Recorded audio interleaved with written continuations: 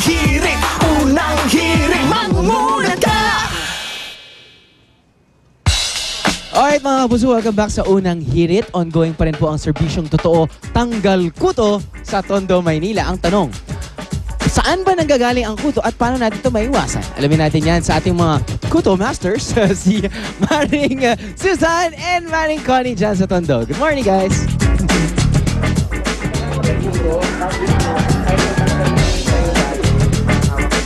Okay mga kapuso, balik po tayo dito sa Barangay 163 sa Tondo, Maynila sa ating serbisyong totoo, pag-aalis ng kuto at mga bungang araw yung pag-uusapan ho natin tungkol dito sa kuto. Kasama ko po si Dr. Loy Teodoro, siyempre isa pong pediatrician. Ayan, so para magbigay ho sa atin ng mga tips, paano ba maiiwasan ang pagkakaroon ng kuto, lalong-lalo na ngayong summer, sinasabi ho kasi mas marami daw ang kuto kapag matindi ho yung init ng araw. So Doc, magandang umaga po. Magandang umaga, Susan. So, totoo ho na kapag ganitong tag-araw na, ay marami ho nagkakaroon ng kuto.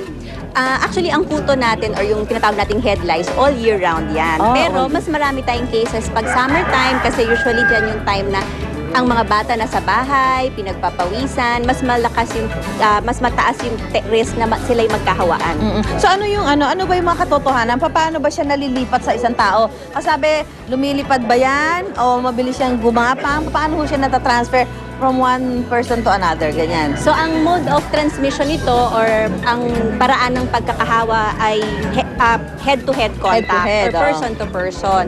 So ibig sabihin niya ng isang taong merong infection na ganito po pwedeng makahawa.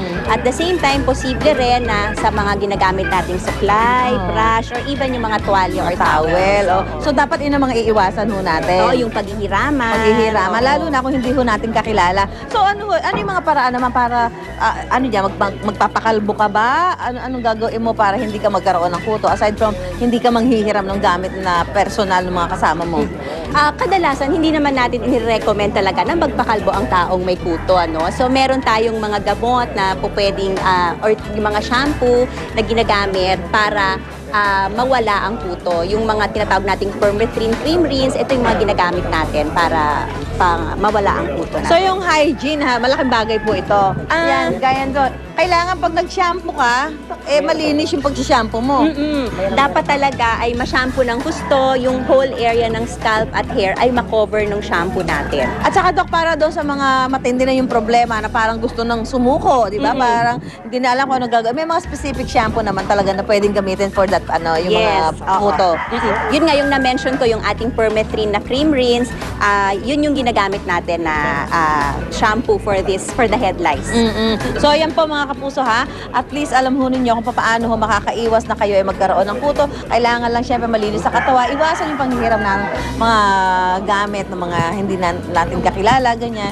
At dahil yun ho malaking bagay para makaiwas tayo sa pagkakaroon ng kuto at syempre kailangan laging malinis ang ating mga katawan, ating buhok. Yan. So maraming salamat po Doc Loy Teodoro. So magbabalik po ang Unang Hirit. Ano siya?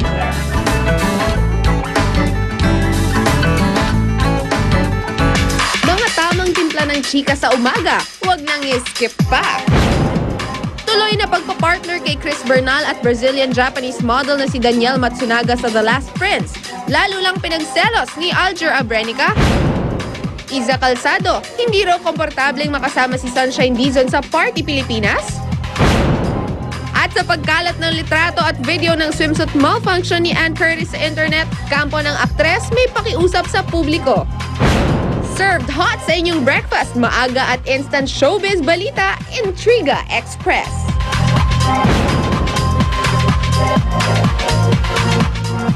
Naku, Yes, hot na hot naman ang mga intriga natin. Magugustuhan niya ni Oscar Oida na nagbe-birthday ngayon. Happy birthday, Ayan. Oscar! At belated happy birthday din kay Noel Alonso. Yes, from Tita Mary Ann. Hi, Yes, Tita! Mary Ann Opeña. Ako, sarap na almusal natin. Sarap, Tapsilog! Tapsilog. Yan, igitin lang namin kayo dyan. Dazazet! At syempre, ito na ang chikahang 3 times ang lakas, ang mas pinainat at mas pinatinding Intriga Express! Check it out! Naggulat si Drew, di niya Oh, akalain. yes. Meron tayo. Oh, yes. Okay. At eto na, tuloy na pagpapartner kay Chris Bernal at Brazilian-Japanese model Danielle Matsunaga sa The Last Prince, lalo pang ipinagselos ni Aljur Abrenica. Aminado ang young actress na si Chris Bernal na malalim na talaga ang samahan nila ng kanyang ka-love team na si Aljur Abrenica. Hindi man nila aminin, marami ang naniniwala at nakakapansin na may kakaibang namumuong relasyon sa dalawa. Pero paano na ngayong nagbabalik ang Brazilian-Japanese model na si Daniel Matsunaga sa primetime show na The Last Prince? Balik pagkaselos na naman ba si Aljur? Na nga daw po, nagsaselo siya, ganyan. Tapos ngayon na bumalik po si Daniel, syempre, ayoko naman ipaselo siya na ipaselos. Baka magalit na sa akin si Aljur. Kaya nilapit-lapitan ko na rin siya. Tapos, pag nandyan si Daniel, grupo na kaming magkakausap.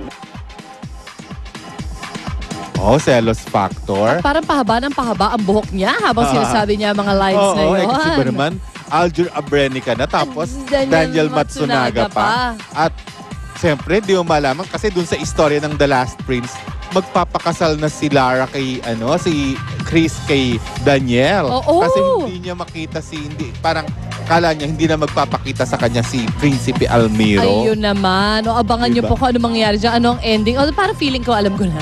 Next, naman ang Chad and Chika Isa Calzado, hindi komportable makakasama si Sunshine Dizon sa Party Pilipinas. Hindi pa rin mamatay-matay ang issue ng tampuhan sa pagitan ni Iza at Sunshine. Yan ay kahit pang madalas na no comment ang laging sagot ng dalawang aktres sa issue. Buti na lang matagal nang walang project na magkasama ang dalawa, pero paano ngayong muling magsasama sila sa Party Pilipinas? Totoo bang hindi komportable si Iza sa pagsasama nila ni Sunshine? Hanap tapusin na lang yung issue na to. Hindi na nga SOP, di ba? Party Pilipinas na to. Baguhin na natin yung issue, 2010 na. So, let's just drop it. Let's drop it. Oo nga naman, wag na, Anyway, tama na. Work is work. So Yeah, parang, work is work. So At long saka- as they do their work, they Oo. okay. At saka, ibang topic na pag-usapan natin tungkol kay, like halimbawa kay Sunshine, di ba? Kinasal siya nung Saturday sa kanyang pilot boyfriend. I'm sorry, Hindi mo Kuya pala alam, Rabat. kinasal na si Shine nung Saturday sa Valle Verde Country Club. Yeah. Nasaan ako? Wala, Wow, nasa ano kaya ta, Shine! somewhere. Congratulations! Yeah. So, Best naku, Shine, wishes. magkwento ka. Kasi, Oh my gosh! sobrang biglaan. So, medyo kahit ikaw Nabigla nabigla ako. ka rin. Ayun, nung Saturday lang nangyari. Kamusta si Mami Dorothy? Sis na, Ang may gusto si ko malaman. Sunshine Tan. Tan. Yeah. Mami Dorothy, kamusta? Si Mami Dorothy, sabi niya, nandun daw siya dun sa ceremony. Kasi mga 50, close to 50 people lang talaga yung nandun. And then, sa ceremony, after the ceremony, malis na si Mami Dottie kasi nga, gusto naman niyang hayaan na kasi puro kabataan daw. Oh. So, yung mga barkada ni Shine, mga kaibigan, yung ilang mga kamag-anak siguro. So, yun. Mga pinsan-pinsan kasi close si Sunshine sa mga pinsan niya. Mhm. Well, best wishes, Shine. I had no idea, but I wish you a happy marriage and a happy life together. Mag-text Mrs. ka siya, Tan. tumawag ka Shine sa Oo amin. nga, text ko. Now na. Unang hirit, unang